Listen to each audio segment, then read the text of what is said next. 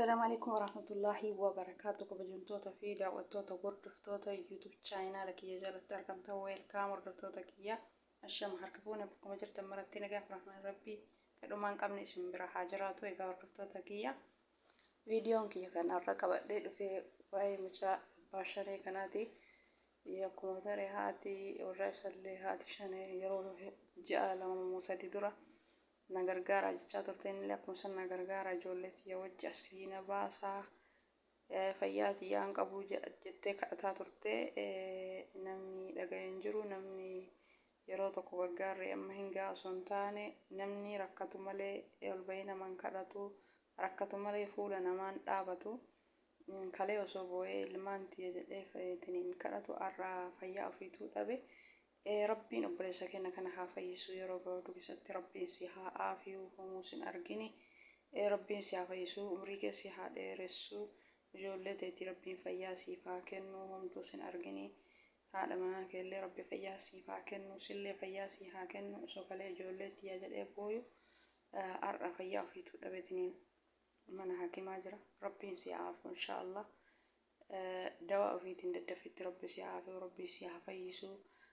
Rakkoo ijoollee teetiif rakkoo kee kanallee rabbiin furmaata siif haa godhu yeroo gabaabduu keessatti ilma namaa tokko yeroo inni asirraa deeme yookaan lubbuun isaa yeroo deemte rabbiin fidini rabbi umrii isaa haa dheeressu rabbi fayyaa isaa haa kennuuf ijoollee isaatiif haa jiraachisu haadha manaa isallee rabbii fayyaa haa kennuuf yeroo namni tokko waa ta'e xiqqa guddaa kennaan isin odoo hin jenne suuraa namaa ol galabbatanii miidiyaa irra bu'uun faayidaa takka hin qabu yeroo namni rakkadhee na dhaqqabaa jedhu kana gargaarudha. Waa takka illee faayidaa hin qabu boru. Har'uma osoo namni jiru gargaaranii seenaa boru wayya. Rahmanni rabbiitti wal gahaa rabbiin rakkoo kana keessa isa haa baasu rabbi isa haa fayyisu rabbi isa haa aafiyu daddaffitti shifaa dawaa ofiitti rabbi isa haa fayyisu. Kanaafuu kalee gargaarra jettanii har'a hin ifatina. Namni itti jabaannaan fuula namaa dhaabata. Namni ilmoo afur isii ilmoo takka guddisuun akka itti jabaatu namni hin beeka. Wanni marti maal akka barbaachisu hin beeka. Maallaqni xiqqaan akka hin geenye namni hunduu ni beeka. Kanaafuu ilmoo takka guddisuu yeroo ammaa kana ni jabaata. Ilmoo afurii dhiisiti. Kanarratti isiin fayyaa ofiituu hin qabdu. Dhibee isii hunda rakkoo isii namni rakkoo qabu ni beeksisa. Gidee isii hunda rakkoo isii hunda himatteetiin hin jirti.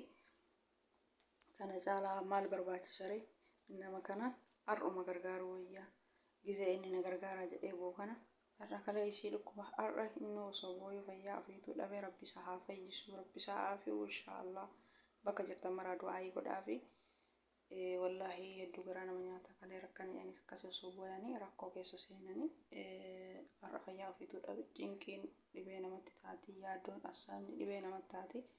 Ilmoon takko maal akka nama godhu namni hunduu ni beeka namni ilmoo qabu tilmaamu nama dhawu namni rakkatu malee rakkoo namallee namaan beeku namni rakkatu malee fuula namallee hin dhaabatu yaabbileen kiyya xiqqa guddaa keessanii osoo ni fanne ana isinii osoo hin jenne xiqqa guddaa keenya osoo hin jenne haa gargaarru gargaarree seenaa haa baanu boru faayidaan qabu akkuma hin jedhee suuraa nama galabbatuun faayidaa takka illee hin qabu har'uma nama kana cinaa haa dhaabbannu.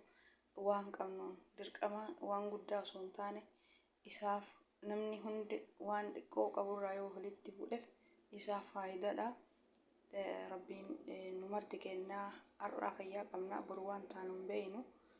Kanaafuu namuu hunduu tarama eeggataa waa hundaanuu fayyallee dhibellee rakkoollee namni kamuu akka itti rakkatu hin beeku akka itti dhibamu hin beeku namni biyya namaa keessa jiru martu. Kanaafuu madaalleetiniin waliif yaadne walaa gargaarru xiqqaa guddaa osoo hin jenne wal bira haa dhaabbannu mucaa kana rabbiin haa fayyisu isin hundi keessanuu du'aayii godhaafi rabbi rakkoo tana keessallee haa baasu isillee fayyaa haa kennuufi takalee dhaabateetiniin hanga xiqqoolee taatu ilmaan ofii guddifatu sanuu har'a dhabeetiniin jira namni yooma fayyaa qabaatee tolaa rakkattullee rakkoo irrattillee dhibee rabbiin isa haa fayyisu rabbiin isa haa aafiyu inshaallah rabbiin si haa fayyisu yeroo gabaabduu keessatti fayyaa siif haa kennu fayyaa fayyiteetiniin fayyaa keetitti deebiteetiniin yeroo gabaabduu keessatti rabbiin nu haa argisiisu rabbi sirraa haa hudhuu dhibee rabbi si haa fayyisu inshaallah hundi keenya akka guddaa kenna osoo hin jenne haa gargaaru isiniin jedha obboleeyyan kiyya. Nama gargaaruun boru ofiif rakkoo ofiitiif nama taati. Har'a yoo rakkataa gargaaran Rabbi hamtuu namarraa deebisa.